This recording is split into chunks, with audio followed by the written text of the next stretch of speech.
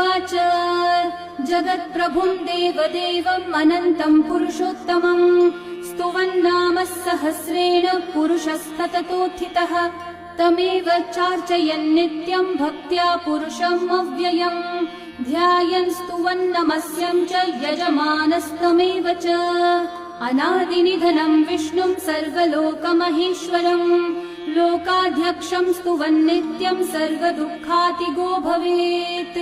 ब्रह्मण्यम् सर्वधर्मज्ञम् लोकानाम् कीर्तिवर्धनम् लोकनाथम् महद्भूतम् सर्वभूतभवोद्भवम् एष मे सर्वधर्माणाम् धर्मोऽधिकतमो मतः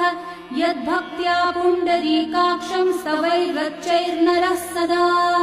परमं यो महत्तेजः परमं यो महत्तपः परमं यो महद्ब्रह्म परमं यः परायणम् पवित्राणाम् पवित्रम् यो मङ्गलानाम् च मङ्गलम् देवतम् देवतानाम् च भूतानाम् यो व्ययः पिता यतः सर्वाणि भूतानि भवन्त्यादियुगागमे यस्मिंश्च प्रलयम् यान्ति पुनरेव युगक्षये